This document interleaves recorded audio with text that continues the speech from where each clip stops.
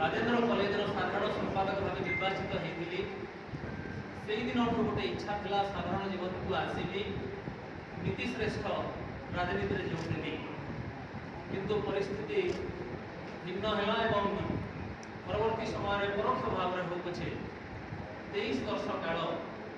मो साधारण जीवन में रही बोली दावी करि राज्यर सर्वाधिक पठित और प्रसारित खबर कागज संवादर वार्ता संपादक भाव में कार्य कली एवं वर्तमान मो मोर 4 दशंधि विलंब हवा सत्वे मो प्रत्यक्ष भाव में साधारण जीवन को आसिली एवं कौन पाई कांग्रेस को आसिली से विषय में श्रीयुक्त भक्तचरण दास सूचना देवाई एमती तो आम सांबादिक मान विगत 25 वर्ष धरी शासन क्षमतार प्रथम 24 वर्ष बीजेडी और परवर्ती समय बीजेपी रे जोग देवार बेसी सुजोग रही थाए किंतु मो स्रोतर प्रतिकूल जावा पसंद कली देश ठीक चली ना मोर मन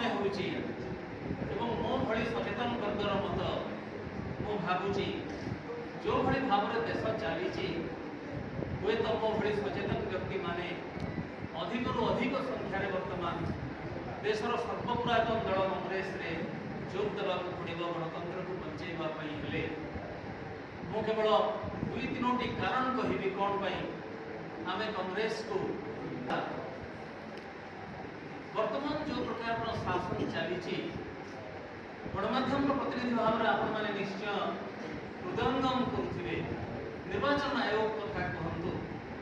श्रीयुक्त दास निजे सांबादिक सम्मेलन में कही सारी निवृत्ति हो पारे किंतु मु पुणी थे आपको दोहराइबी सर्वोच्च न्यायालय प्रधान न्यायाधीश को से पैनल को बाहर कर दे प्रधानमंत्री एवं कैबिनेट मंत्री जड़े रे को माने निर्वाचन आयोग सभ्य हेबे से बाछवाई एवं सब 2-1 मतरे सरकार जितुवे और निज इच्छा अनुसार निर्वाचन आयोग गठन करुवे गोटे पर गोटे अनुष्ठान को हत्या एवं केवल मिथ्या प्रचार करा सामाजिक गणमाध्यम को ठीक भाव में उपयोग न करी सरकार केवल मिछर आश्रय नौथिबे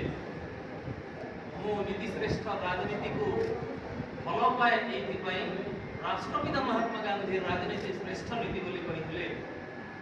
एवं नीति श्रेष्ठ राजनीति